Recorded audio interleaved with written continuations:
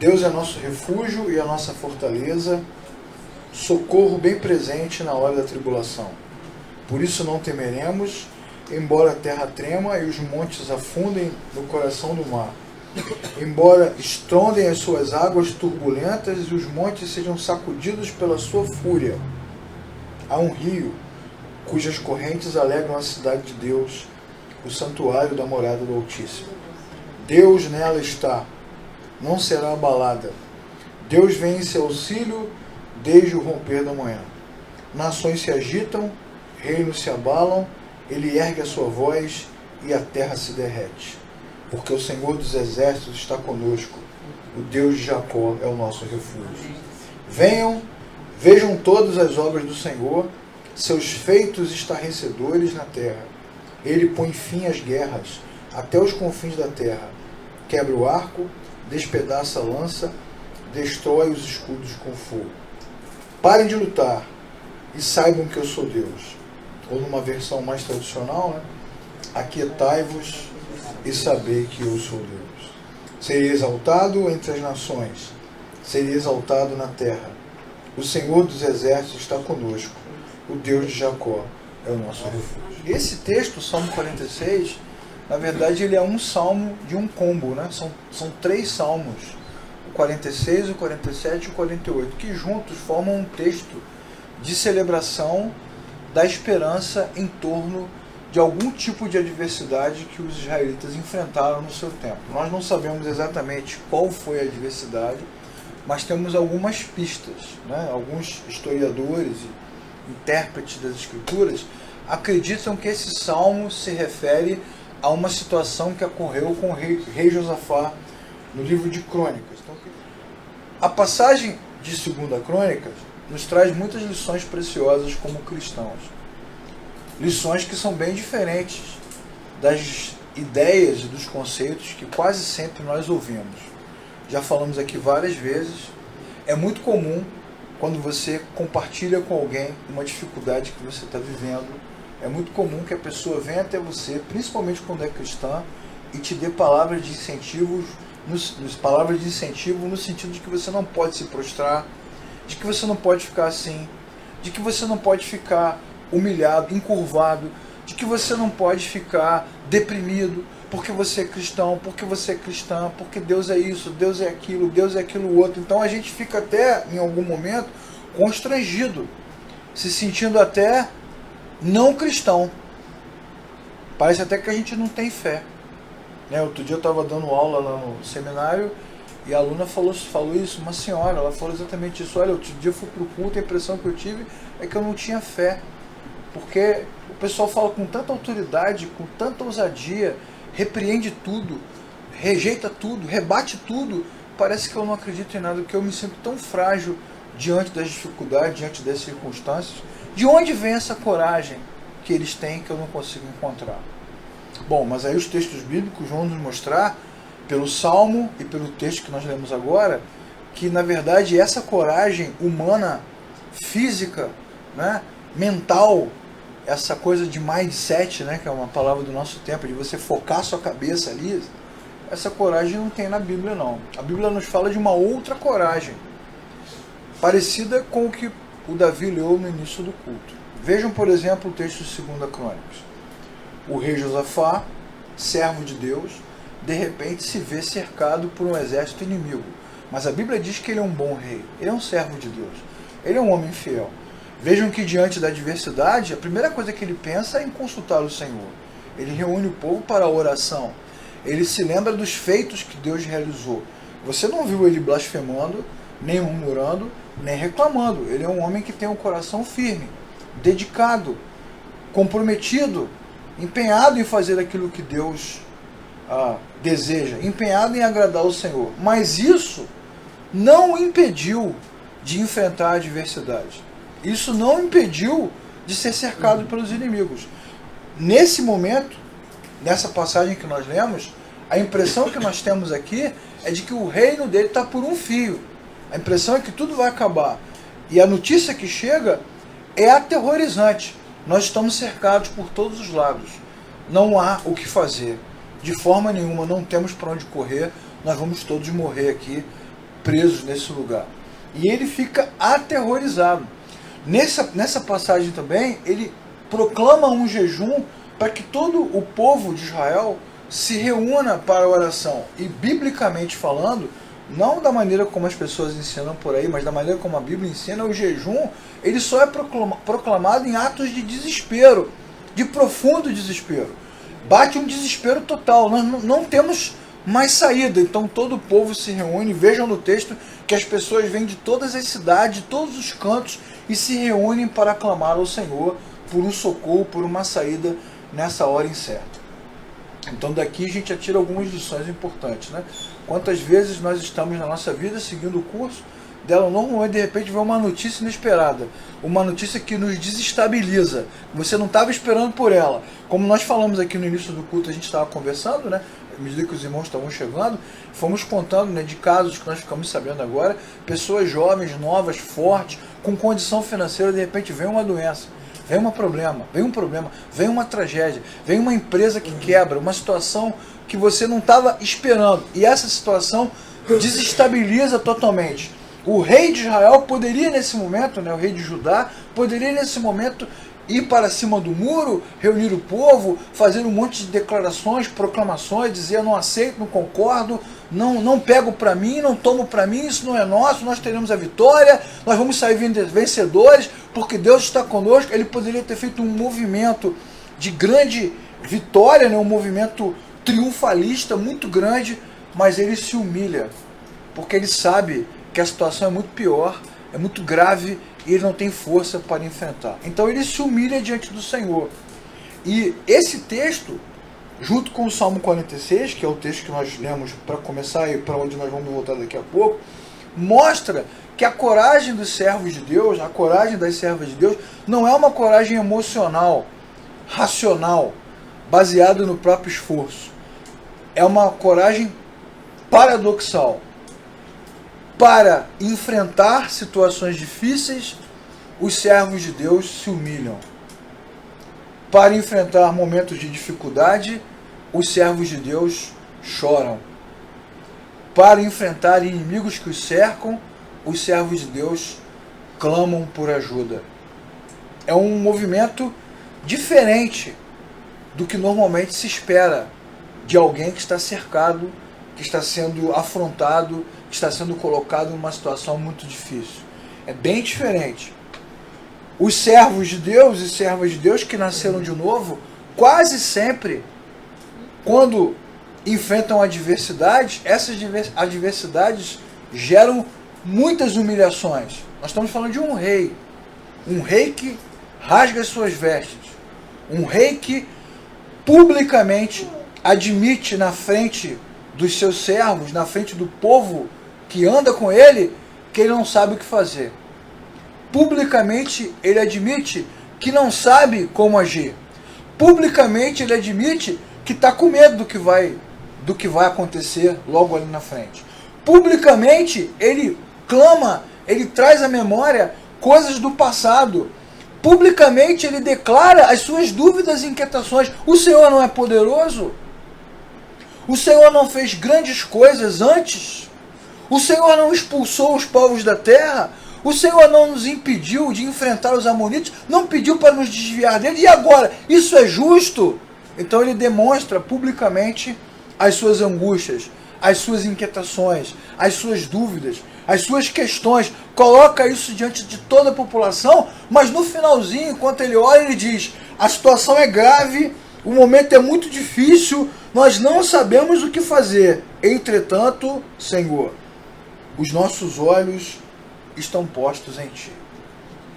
Então é um movimento bem interessante que a Bíblia nos mostra, que é diferente do que normalmente a gente aprende.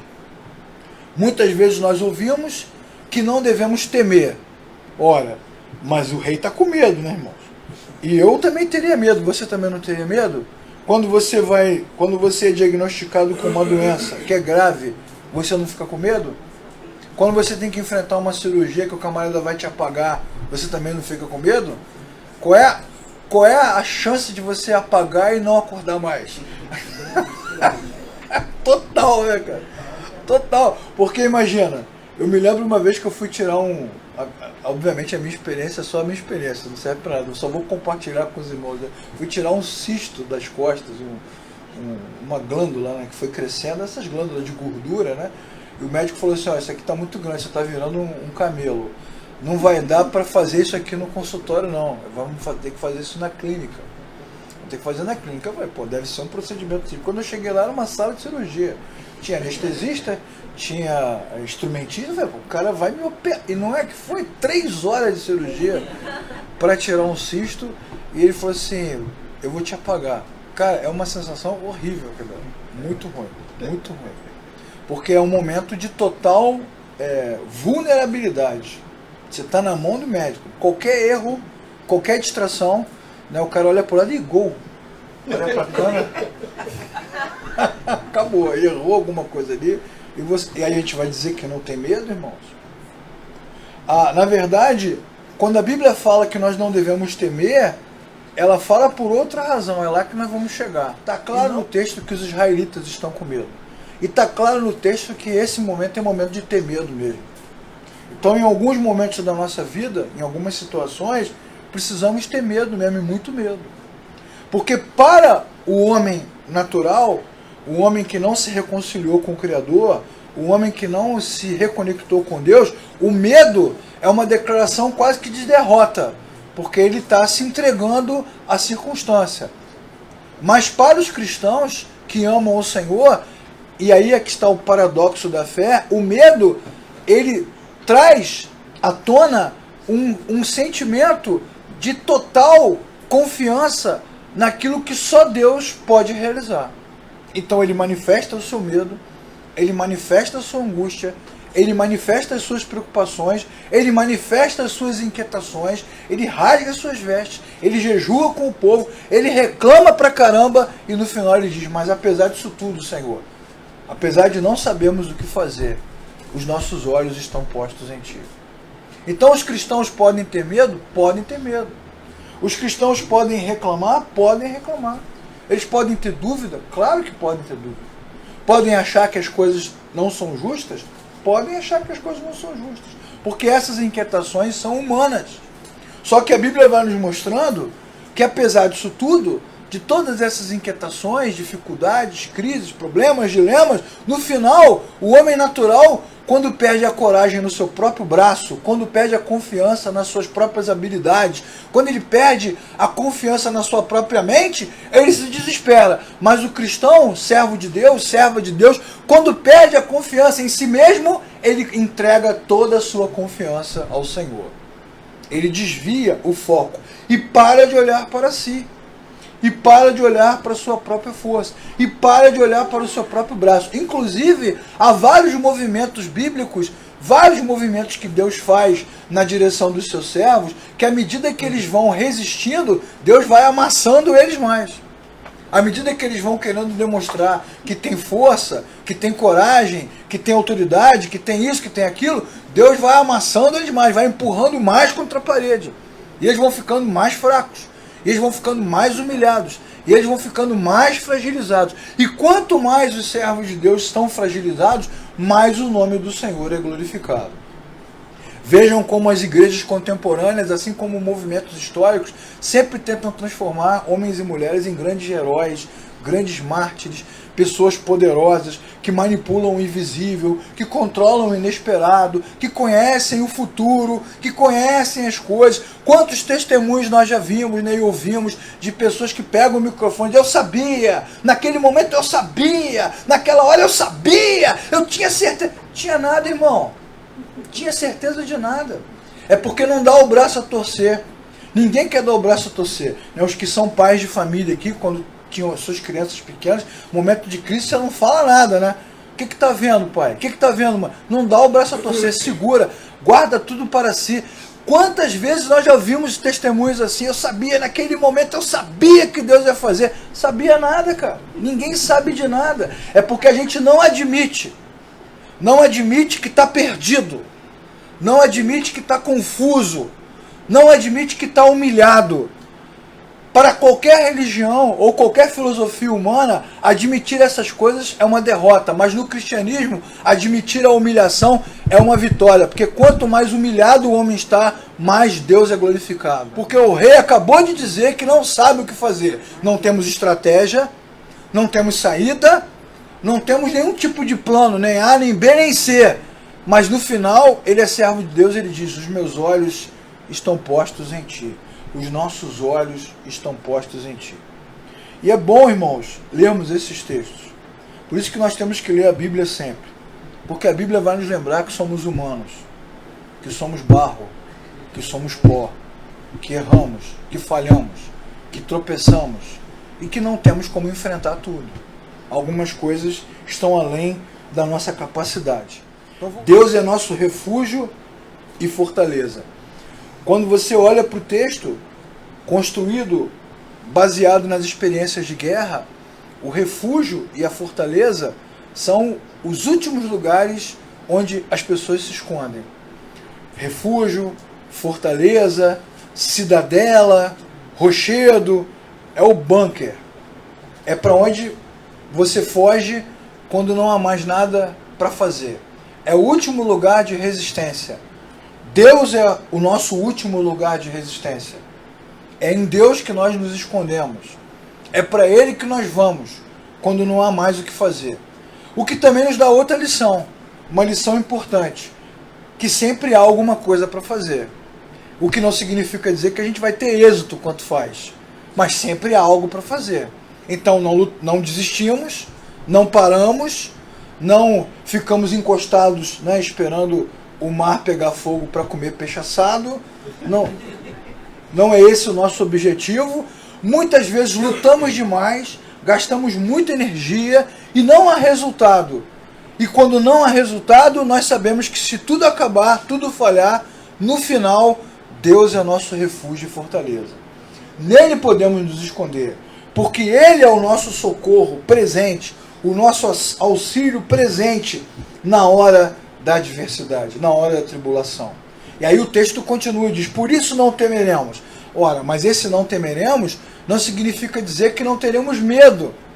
Na verdade, o não temeremos aponta para uma coragem que vem na fé que está colocada no que Deus pode fazer. Não foi isso que nós lemos hoje quando abrimos a reunião, em Efésios capítulo 6?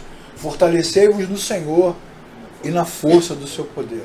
Nós fizemos uma série de preleções aqui sobre a armadura de Deus, lembram? Sobre esta passagem. A passagem começa com isso: fortalecei-vos no Senhor. Nós não temos força, irmãos, mas o nosso Deus é forte, amém? Amém. Nós não temos poder, mas o nosso Deus tem poder. E aí, quanto mais fragilizado o homem fica, mais ele coloca a sua esperança, mais ele dedica a sua força àquele que tem poder. Por isso não temeremos. Por que não temeremos? Por que Josafá não terá medo? Por que não precisa ter o medo? Que medo é esse? É o medo do desespero. É o medo do desamparo.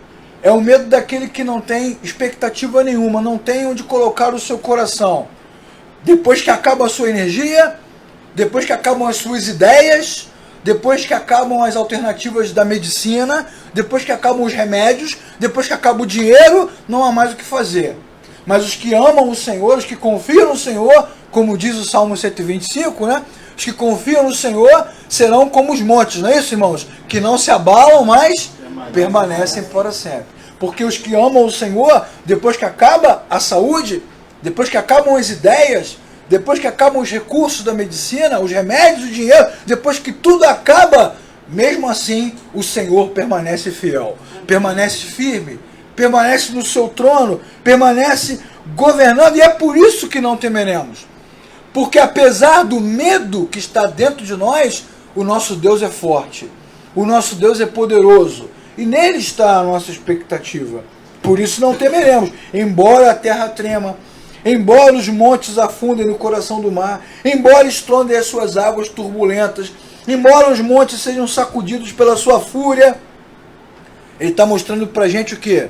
Situações de instabilidade, situações de incerteza, situações de perigo. O medo natural nós temos, mas o desamparo pleno de não saber o que fazer, Nós não temos, porque sabemos, como a Bíblia nos ensina, que se no final de tudo o nosso corpo parar, a nossa mente se desligar, o nosso coração apagar, nós receberemos do Senhor um corpo glorificado.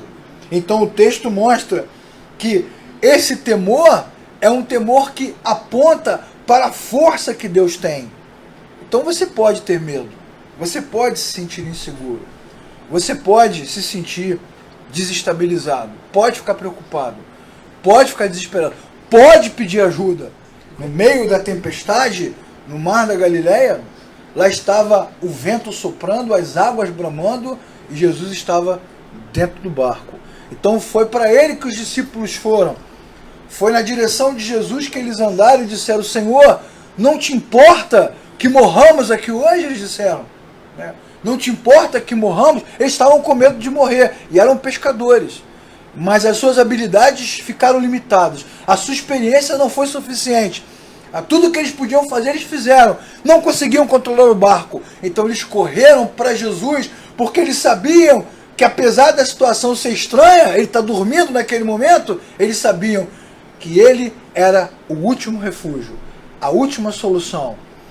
O último grito tinha que ser dado para ele. O último pedido de ajuda tinha que ser dado para ele. E é isso que nós devemos sempre lembrar, irmãos. Quando tudo acabar, quando nada mais existir, sempre haverá um último lugar onde podemos procurar ajuda, que é o Senhor. Amém, irmãos? É nele que podemos ir. É a ele a quem podemos socorrer. Ele é o nosso refúgio, a nossa cidadela, o nosso rochedo, o lugar onde nós nos escondemos. E aí o salmista diz, no versículo 4, há um rio cujas correntes alegram a cidade de Deus. Então alguns autores acham que ele faz menção ao canal de Ezequias, que era um canal que ele construiu, que irrigava a cidade por baixo.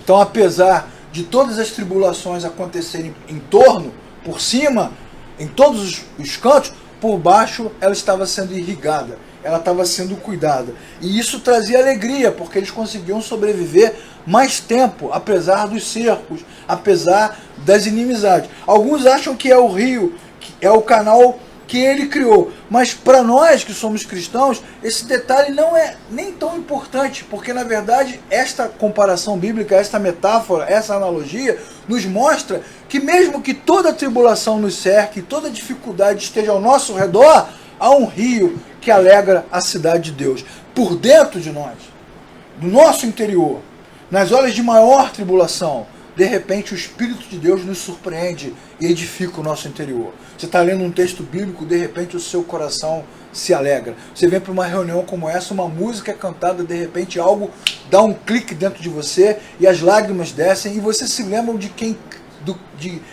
Deus é, do que Ele fez, do poder que Cristo tem, porque o nosso coração não está vazio. O homem natural, que está rompido com o Criador, que está longe do que o seu coração está vazio. A sua mente confia nas circunstâncias, na matemática, na física, na química, no dinheiro, no poder, ou como diz o texto, do Salmo, na força do cavalo, na espada do guerreiro. Agora os que confiam no Senhor, os que confiam no Senhor, seu coração está cheio. Eles confiam nas coisas, mas quando tudo passa, eles continuam confiando naquilo que Deus pode fazer. Há um rio que vem por dentro deles, um rio que alegra a cidade de Deus. É uma coisa muito esquisita, irmãos. É uma coisa que não se pode explicar. Os que nasceram de novo estão ligados à videira. Então, nos momentos de dor, de solidão, de crise, de enfermidade, de circunstâncias difíceis, de repente o Espírito de Deus move-se dentro deles e algo os alegra. E eles não estão alegres porque as circunstâncias melhoraram. Eles estão alegres porque eles sabem que Deus está do seu lado, que Deus os está conduzindo, que Deus está com eles na hora da alegria, da tristeza, da morte, da vida. Não importa. Tudo está acontecendo, mas o Senhor Deus continua governando soberanamente. E isso traz alegria ao seu coração. E ele continua, as nações se agitam, os reinos se abalam, ele ergue a sua voz e a terra se derrete. Por quê, irmãos? Por que temos paz? Por que podemos seguir? Por que podemos confiar? Porque o Senhor está conosco. O Deus de Israel é o nosso refúgio. O Senhor dos exércitos está conosco. Olha que coisa incrível, como esse texto nos ensina a fixar os olhos no Senhor. Fixar os olhos no Senhor. E como a religião às vezes não ajuda, ela acaba formalizando tudo, fica tudo muito formal, parece que a gente depende de um pastor, ou de uma liderança, ou de alguma coisa mais arrumadinha. Mas não precisa, irmãos. Na verdade, se você nasceu de novo, o Senhor dos Exércitos está com você nessa noite. Do seu lado, onde você estiver. Socorrendo, sustentando, fortalecendo. No versículo 9, ele diz: o Senhor põe fim à guerra. Isso é muito legal, né, irmãos? Saber que Deus tem essa autoridade. Ele põe fim à guerra. Mesmo que o inimigo se movimente, Deus pode dar um basta. Essa esperança nós precisamos ter, irmãos, sempre. Que Deus tem poder para colocar fim à guerra, para dar fim às circunstâncias difíceis. E é na hora que nós lemos os textos como esses, é na hora que nós nos lembramos dessas histórias que nos edificam, histórias que são inspiradas, como a Bíblia é inspirada, como está escrito em 2 Timóteo 3,16, que toda a palavra de Deus é inspirada e apta para ensinar, instruir, corrigir. Quando nós lemos textos como esse, o que acontece, irmãos? O nosso coração agitado parece que está batendo como as ondas do mar, parece que ele está sacudindo como esses montes aqui, parece que ele está em crise também. Mas quando nós lemos esses textos, o Espírito Santo nos lembra que existe um Deus que controla o cosmos, que governa o universo, que tem poder para colocar fim às guerras. E mesmo assim, se o universo sacudir, se as coisas não ficarem como nós esperamos, no meio da circunstância, no meio da tribulação, no meio da adversidade, o Senhor é o nosso refúgio e fortaleza. Socorro bem presente. E aí quando nós lemos esses textos, muitas vezes angustiados, como nós viemos para cá hoje? Cada um é que sabe da sua própria história. Cada um é que carrega as suas próprias crises. Não é assim que diz aquele versículo bíblico? Quem sabe a temperatura do fogo é a panela, não é isso? Naquele versículo da Bíblia. A gente é que sabe, né, irmãos? O que está vivendo, o que está passando, o que está enfrentando. E nesse momento, quando lemos os textos bíblicos, quando lemos as histórias e nos lembramos do que o Senhor é como se o Espírito de Deus dissesse ao nosso próprio coração: aquietai-vos. E esse aquietai-vos não tem a ver com paz absoluta, né? Não, nada vai me abalar, nada vai me afetar. Pelo contrário, irmãos, a narrativa é de grande abalo, né? É monte tremendo, é mar batendo, é água rugindo, os reinos se abalam, não é assim que a gente canta aquela música? Os reinos se abalam, os montes não sei o quê, Então, na verdade, não existe quietude.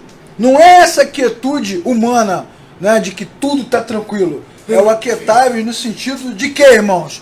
Não há nada que você possa fazer, mas eu posso fazer tudo. Aquietai-vos e sabei que eu sou Deus. Não há nada que você consiga mudar pela força do seu braço, mas confie que todas as coisas acontecem segundo a minha vontade. Não há nada que você possa alterar, mas eu posso alterar tudo. E se eu também não alterar nada, confie em mim, porque eu sou o Senhor do universo. Amém, irmãos? Aquietai-vos. Aquietai-vos em quê? Na circunstância? Não. Aquietai-vos na convicção. Qual convicção? De que o Senhor dos Exércitos está conosco. O Deus de Jacó é o nosso refúgio. Essa é a nossa expressão máxima de confiança. E assim nós conseguimos vir para cultos como esse, pregar mensagens como essa, estudar textos como esse, com as nossas doenças, com as nossas dificuldades, com os nossos anseios, com os nossos erros, com as nossas falhas, com as nossas frustrações, que não são poucas, são muitas. Dia a dia, a impressão que dá, às vezes, é que acumulamos mais frustrações do que gostaríamos. Parece que a vida não combina com o triunfalismo que tanto se espalha, que tanto se promete. Mas quando olhamos para os textos, é como se Deus nos lembrasse o tempo todo: os montes se abalam, os mares batem, as ondas vêm com força, os amonitas cercaram, os midianitas cercaram, os filisteus cercaram, inimigos por todo lado. Se tudo acabar, não se esqueça, aquiete-se, eu sou o Senhor dos Exércitos. Esse Senhor dos Exércitos também é muito mal interpretado, irmãos, porque parece que se refere a um exército de soldados, né? Mas quando a Bíblia fala Senhor dos Exércitos, está falando o quê? Que na verdade ele tem o comando de tudo. Dos exércitos das estrelas, dos exércitos dos mares, do cosmos, do micro, do macro. Deus é o Senhor de tudo. E ao mesmo tempo que ele é o Senhor grandioso de tudo, ele também é o Deus de Jacó. Jacó, dentre os patriarcas, o mais instável, o mais confuso, o mais problemático, chamado de usurpador, sempre querendo levar vantagem, vivendo vários problemas, dilemas na sua família, com seus filhos, crise com os tios, com as mulheres, em todos os lugares, com seu irmão, enganou seu pai, fez o que fez, agiu de todas as formas possíveis e imagináveis, que de repente aqui entre nós, né, ou assistindo o vídeo ao vivo, ou depois, alguém pode dizer, não, tudo bem, eu leio esse texto aqui, eu entendo o que você está falando, mas isso não se aplica a mim, porque você não sabe o que eu fiz, por onde eu passei. Inclusive, existe até uma vaidade nesse tipo de argumento. Tem gente que tem orgulho de dizer, você não sabe o que eu fiz, você não sabe o que eu passei, era terrível, tem orgulho de dizer. Bate no peito, você fala assim, mas você não sabe como eu era, o que eu fazia, por onde andava. Então isso tudo, mas quando a Bíblia diz que o Senhor dos Exércitos também é o Deus de Jacó, ela usa esse exemplo para dizer o seguinte: Jacó é o símbolo dessa humanidade caída, rompida, problemática, confusa, egoísta, arrogante, frágil. Então se Deus é o Deus de Jacó, irmãos, então existe esperança para nós, amém, irmãos? Na assinatura de Deus, na apresentação do seu nome, ele diz, eu sou o Deus de Abraão, eu sou o Deus de Isaac, eu sou o Deus de Jacó. Então, ele também é o nosso Deus. O mesmo Deus do Salmo 46 é o Deus que habita no nosso coração. Então podemos voltar para casa hoje mais confiantes, mais certos de que podemos nos aquietar, não porque em torno de nós as coisas melhoraram, mas porque sabemos que o Senhor dos Exércitos está conosco. E Ele nos fortalece, Ele nos sustenta. Então também podemos voltar para casa sem medo de ter medo, né, irmãos? Sem medo de passar fragilidade. Não há problema nenhum para o rei Josafá humilhar-se diante dos seus homens e diante do povo. Então não deve haver nenhum problema para nós reconhecer o que fazemos de errado, onde falhamos e as nossas crises. Mas ao mesmo tempo que reconhecemos isso, também reconhecemos que acima dos mares, acima das tribulações, acima dos montes que estremecem, acima das circunstâncias difíceis, está o nosso Deus, que é o Senhor dos Exércitos. E é nisso que aquietamos o nosso coração. De onde vem a nossa coragem, irmãos? De onde ela vem então? Ela vem da fé, ela vem da certeza de que esse Senhor sustenta e governa todas as coisas. Olhamos essas questões que envolvem a política, as eleições, as incertezas, as pessoas estão abaladas, preocupadas, e num primeiro momento até ficamos também, mas quando olhamos para esses textos, nos lembramos de que na verdade quem governa é o Senhor. Quem comanda é o Senhor. Então se quem comanda é o Senhor, vamos nos aquietar e confiar nele. Seja qual for a decisão, seja qual for o resultado, a nossa confiança está no Senhor. Uns confiam em carros, outros em cavalos, uns em determinado lado, outros em outro lado. Entre nós, sempre faremos menção do nome do nosso Deus.